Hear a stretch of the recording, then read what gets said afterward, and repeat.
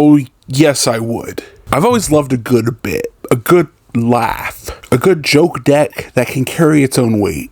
That's how I've stumbled into building a completely proxied deck that is the seafaring occupational creature type in Magic the Gathering.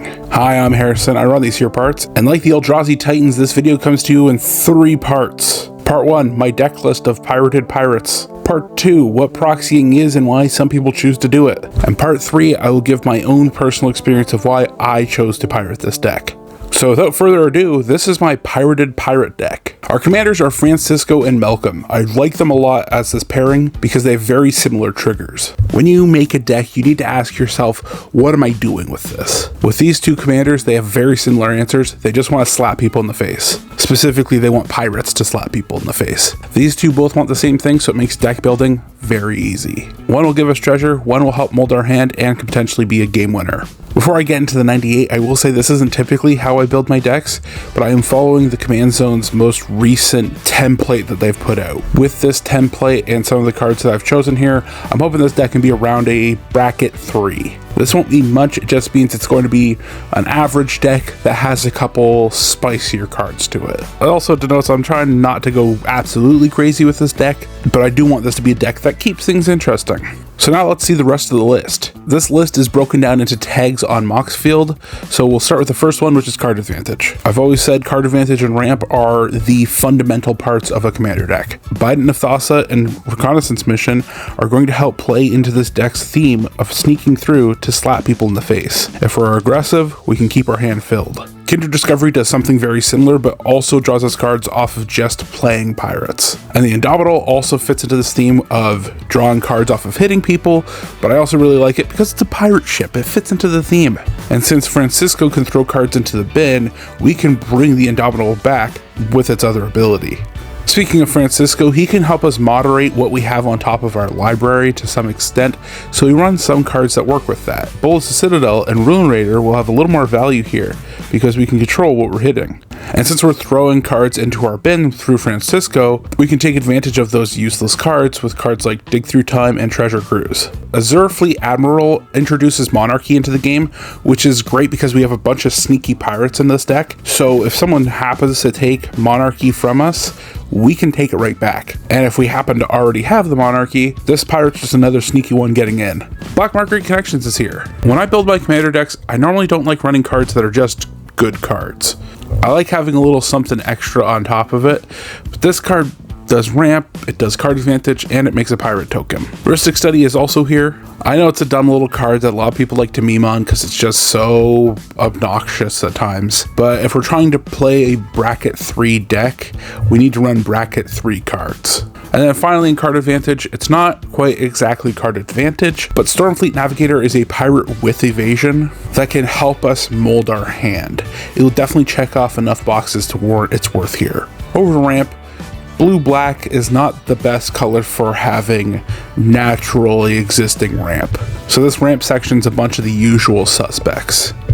We have Soul Ring, we have Arcane Signet, we have Wayfarer's Bauble, Dimir Signet, Talisman of Dominance. Each of these could slot into just about any other Dimir deck, so I don't need to spend too much time here explaining myself. Grim Hireling works really well in this deck because we're sneaking pirates in. Now they'll make even more treasure, which transitions into me talking about Academy Manufacturer. It isn't a ramp card, but it's still relevant to this deck and synergizes really well, so I like it a lot here. Sword of the Animist also works really well with this deck and this theme. If we're sneaking creatures in, we don't mind being aggressive, we can definitely strap this to a sneaky pirate, get in, get a land. Midnight Clock I like as a card in Commander because we get the promise of refreshing our hand eventually. And wrapping up ramp, Patchwork Banner is here because it is a pirate deck after all. With a heavy focus on evasion in this deck, having this kind of effect is great because it'll pump up our pirates who are naturally kind of small.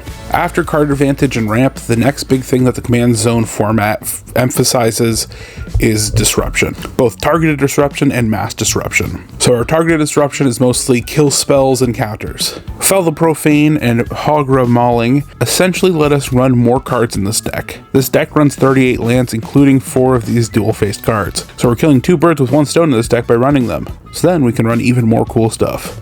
We run an Offer You Can't Refuse, Counterspell, Negate, and Swan Song for our counterspells. We run Bitter Triumph, Feed the Swarm, Hero's Downfall, and Infernal Grasp for kill spells. There's a bit of an emphasis on trying to have as many illegal targets for our kill spells as we can, but if we can't do that, Infernal Grasp is just good efficiency. We also run Hostage Taker, which works really well as like an Oblivion Ring with upside, which is really good because it's in our colors and it's a pirate. And finishing off our targeted disruption, we also run Kite Sail Larcenist, which I will openly admit this is a card I very much looked over earlier. When it enters, for each of our opponents, one of their creatures or artifacts turns into a treasure. So it's a very valuable piece because we're hitting more than one person at a time. We can really disrupt stuff while keeping it targeted.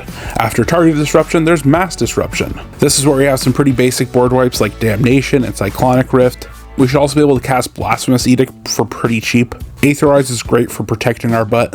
And I don't know what the command zone originally had in mind when they talk about having mass disruption, but we run Propaganda. This deck is so focused on hitting people that we're bound to make some enemies, so this will at least slow people down from completely rolling us over. I also like throwing this down early because people want to spend mana on their own cards, and getting in early shots just to not advance your own board, you know what, it's not the best trade-off, so people will ignore you. After the categories I've went through so far, the command zone format leads 30 cards that fit into our deck's theme. I don't think my numbers quite exactly lead into 30, as there is quite a bit overlap in this deck. Like looking at earlier, Fell the Profane is both a land and a kill spell. So the rest of this deck's non-lands are built around how we're going to win with Slippery Pirates. Just looking back at Francisco and Malcolm, our two commanders, this deck wants to win through like a 1,000 cuts theme. So I have 13 Slippery Pirates. My thought process behind this is if it's 1 mana and has evasion, it'll likely make its way into this deck. Cloud Pirates, Siren Storm Tamer, Spectral Sailor, Changeling Outcast, and Spyglass Siren are all amazing turn 1 plays. You couldn't ask for anything better besides Soul Ring. Especially with the mana cost for our two commanders, if we put one of these 1-drops down turn 1, then Francisco on turn 2, and then Malcolm on turn 3, we are then accruing a bunch of value just very quickly. And this isn't even like living in magical Christmas land. You should easily be able to pull this off every few games. With the other Slippery Pirates in this deck, the way I saw it is if I'm spending more mana on you, I expect you to do more. Departed Deckhand is going to be unblockable against most boards, but can also make another creature unblockable. A newer version of Malcolm is 2 mana and flying. It'll also let us loot every turn, and if we keep that up, we actually get to start casting cards for free, which is really cool. Warkite Marauder has flying and can shut something off for the rest of our turn, which could really help out later on. Skyship Plunderer fills around with counters. The perfect idea here is to mess with Francisco's counters, but if something else arises, we can definitely play around there. Zephyr Singer, while not the most efficient use of our mana, can turn a bunch of our non-flyers into flyers, which I think is definitely useful. And Oaken Siren and Slippery Scoundrel are when we really start to hit the bottom of the barrel of playable pirates. When I ranked every single creature type in Magic the Gathering, pirates got a 65 out of 100, so I still believe they have some ground to make up before they really are one of the better creature types in the game. So these two are fine for what they do. My thought behind Oaken Siren is that she has vigilance, so we can keep her back to block when we need it. A flying blocker is always valuable in Commander. And Slippery Scoundrel might just do nothing until we actually have the City's Blessing, but once it does, we don't need to worry about it. The only way it can die is to a board wipe or an edict effect, and it straight up can't be blocked. I also figured since Malcolm is actively making tokens, we'll hit the City's Blessing a lot faster. Slippery Pirates as a deck works really well, and I like it a lot because it has synergies beyond just what our commander does. Corsair Captain and Patchwork Banner really work well with our Death by 1,000 Cuts. Haunted One might as well be a win con in this deck. Since we have two commanders in this deck, we'll be giving our board of Slippery Pirates +4/+0 and Undying. We can sneak a bunch of damage in this way, and even if those creatures die, they come back. Some of the other synergies I have going on in this deck are Animate Dead and Reanimate. Francisco's Explorer is going to let us filter the top card of our library, but also means we're going to throw some stuff into our bin that we probably want to have later. These cards work really well so we can grab important creatures, but they also work well as like insurance for removal. Which is also one thing I noticed that the Command Zone bracket doesn't quite incorporate. They might explain it further in their video, but the way I like building commander decks, I want to make sure my commanders stick around, or at the very least my most important creatures are sticking around. If I'm building a deck around my commanders, I don't want them to serve as an Achilles heel. My basic package is Swiftfoot Boots and Lightning Greaves, at a minimum. We also run Mask of Avacyn, which is kind of redundant, but we have two commanders, so redundancy is fine. redundancy is welcome at that point. I like running Whisper Silk Cloak because not only does it give protection, but it also gives evasion. And then Malakir Rebirth is a 1 mana protection spell, protecting the way Black knows best of just letting the creature die and bringing it back immediately. And the last non-land card in this deck is Pirated Copy. Listen, I made this deck because I love a good pun. How would I ever build this deck without this card? It's a solid card, it's a clone that is a pirate that will draw us cards. Copy a threat, copy a pirate, copy whatever. Just don't copy me late for dinner.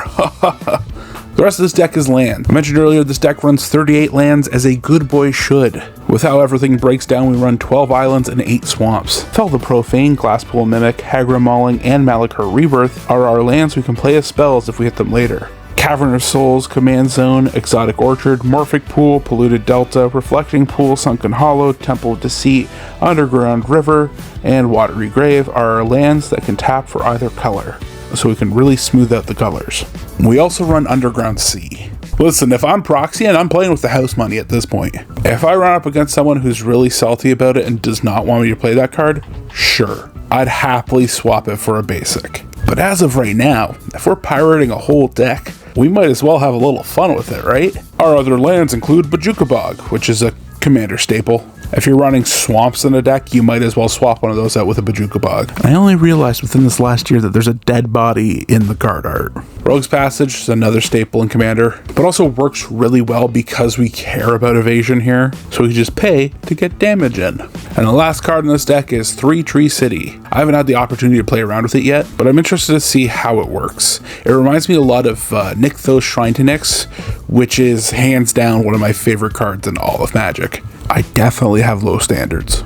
So that's my deck list. Here's the price of what I'd be saving by proxying this rather than buying it in paper. And here's the price if we remove that dual land. If you want to check out the actual list, the link to the Moxfield deck will be in the description. Let's get this printed off, sleeved up, and head over to part 2 of this video.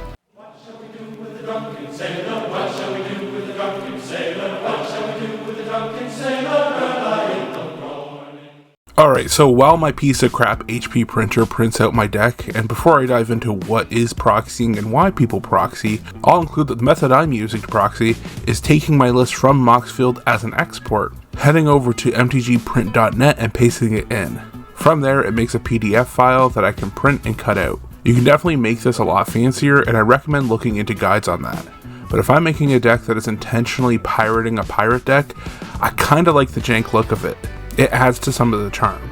You'll even see that later when ink starts to run out and how bad I truly am at cutting a straight line. But I'll still be playing with sleeves and even double sleeving it so it maintains a regular form, so it won't be like I'm playing with marked cards at all. So proxying. If you're newer to the game, you may be new to the term proxying. Proxying in Magic is when you have something representing the card, but you're not actually using the official card. You and everyone you're playing with treat what you just put down in the field as a taiga, but you didn't have to spend hundreds of dollars on a single card. While many people look down on proxying, I think there is more nuance to it that people give it credit. Frequently, internet users will claim that proxying in Magic is a cheat code for people who don't want to spend the money. You'll see many a strawman argument on the internet that describes proxying as nothing but jamming your deck full of the most broken cards Magic has to offer because you're just trying to win. The logic being, if I'm not paying for these cards, I'm going to have a Black Lotus, I'm going to have a Time Walk, I'm going to have a Stormcrow, I'm going to have all of the Moxen I could ever want. But to borrow what friend of the show Mr. Batter has said on proxying, if someone throws down a proxied Gaia's Cradle and the table is upset about it, the problem isn't necessarily that they played a proxy, the problem is that they played Gaia's Cradle. Now don't get me wrong, there should always be a discussion around proxies to make sure everyone is comfortable with it before the game starts. But is there any really harm in proxying a precon deck? Does it change how you feel about the game of Magic if I spent $3 to print the cards, rather than $300 to order the cards from various vendors? If you approach proxying with the nuance it deserves, it isn't the boogeyman that is out to get you. It is enabling people to actually play the game. You are playing against someone with even footing with you. You aren't playing against someone's wallet. Not to mention, people proxy for a multitude of reasons. I mentioned earlier that there's a focus on affordability. The current cost of a commander deck can easily sneak its way into being at least a couple $100. And I live in a country that has been thrusted into a trade war, and the economic future is anything if not uncertain. Not to mention, life is expensive. I have a wedding on the horizon, I'm buying a house within the next year, and I'm still paying off my student loans. Proxying costing almost nothing is definitely a massive appeal, but people also do it for other reasons. I spent so much time talking about how it's a great way to save money, but you can save money on the other side of things too. I've been playing Magic for a while. I have some expensive cards in my collection. Excuse me if I'm not the biggest fan of mashed and riffle shuffling piece of cardboard I've spent too much money on. I also like to brew. I constantly have more than one deck, and sometimes the card works great in several of them. I own the card, I just don't want to swap it out all the time. And before we had Secret Layers and Universe Beyond, if you really liked your commander, you might just be stuck with that original art, or if you're lucky you could get a shiny version of it. But with proxies, you can easily find some fan art or create your own variant. Magic hasn't released a secret layer of your favorite IP? Here's someone's take on a current existing Magic card that's been reskinned to look like Batman, or Kermit the Frog, or whatever people are into nowadays. If you're worried that proxying isn't valid because pros aren't doing it and it's not tournament legal, you're wrong, actually. Pros do this all the time. Take a look at the average price for a competitive deck in most formats. In Standard, the cheapest competitive deck is just south of $200. Modern, you're looking north of $400, and Pioneer, you're around both of these price tags. And this is all in American dollars. As a Canadian, that's like $1 billion. Pro players aren't spending all that money on these cards just to test them. They also aren't waiting for cards to hit shelves to practice for tournaments. Pro players proxy all the time to practice for events without having to drop $100 on a playset of the new Big Mythic. Proxying is a valid part of Magic, from the most competitive pro players to the most jank Bracket 1 Commander decks you've ever seen. And Commander is supposed to be a casual format after all. Why are we not casually enjoying this by allowing people to play proxies? Now, this has not been an exhaustive list of reasons to proxy, because best of all, it means the money you're spending isn't buying a Hasbro executive a 4th beach house. But this has been my general overview of what proxying is and why one would want to proxy. So let's go to part 3.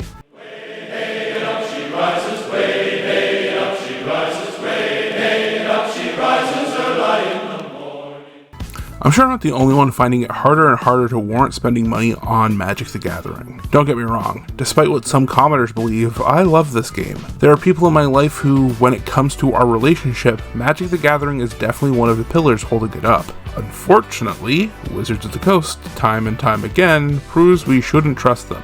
If you think Wizards of the Coast is an okay company, you just haven't been paying attention. Just rattling off a few stories. They sent the Pinkertons to harass a Magic YouTuber who got new product early. The Pinkertons, for those who don't know, are real-life versions of goons. These would be the same people the Penguin or Two-Face would hire to take care of a job. The organization has a history of shady things like union busting, and Magic willingly connected their IP to that because someone was leaking cards. If you remember that story, you might think that was forever ago. I know when I had to look it up, I thought it was a while ago, but this only happened in April of 2023. We are only 2 years removed from this. Wizards of the Coast has also been notoriously flimsy on their stance on AI. On paper, they say they don't use AI in their artwork, writing, or other creative processes, but then time and time again, they get caught. Then, there's the most recent story that's really got my goat, and it's with a Magic content creator, Nile. Nile, on her Blue Sky, describes herself as a MTG content creator with a focus on lowering the barrier to entry for new, returning, and marginalized players. What is not to love about that? We could always use more people like that. I'm not just talking about Magic either. Every community could use someone like Nile. Now, as much as I criticize WotC and Magic, I do have to sing their praises when they're due. Magic recognized Nile by making her one of their sponsored creators. I have to watch what term I throw around here because Magic has a brand ambassador program, so I'm not entirely sure if she was part of that, but then they do some other community outreach. Ultimately, she was creating videos talking about the game that were posted to Magic's official socials to promote the new Tarkir set. I'm a big fan of this. Give a platform to those who deserve it. Good job. The bad part, and the reason that this is ultimately complaining about WotC, is that these videos face backlash. But it's not that they got backlash, it's more what Magic did in response. Who knew that people on the internet could be very, very toxic? If you ever scroll on social media apps like TikTok and eventually hit an ad or any video really talking about Magic, there are always going to be annoying comments. If you find an ad that features a woman talking, that just increases the toxicity. Nile is a trans woman in the Magic the Gathering content creating sphere. Unfortunately, there are some grown-ass adults that have a problem with people existing. These comments were a lot. I saw this ad very early and there were already less than savory comments. Nile posted on Blue Sky that this is nothing new. Unfortunately, she expects this treatment. She says that she just doesn't read the comments. But you know who does? Wizards of the Coast and Magic the Gathering. So what'd they do? They got so offended, they took the video down featuring Nile. They gave the ignorant bigots in the comments what they wanted. They silenced an already marginalized voice. I am frankly at a loss for words. This game and this community should never be a safe place for bigotry, nor should it ever bend the knee to it. It's times like this that I wish I wasn't bounded by a contract to not swear in public. And I wish that was a joke, and maybe I'll have to explain that on a later date.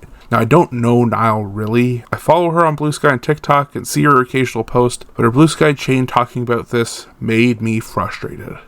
So I've decided to rebel against Magic while not abandoning it, and the only way I know how. Proxies. If you like this video and would like to watch more, YouTube has also decided that you would like this video. It's been a while since I've made a deck tech, but this was something I wanted to talk about and I think it's worth coming out of retirement for. Thanks for watching, and as we say around these parts, don't forget to bolt your birds.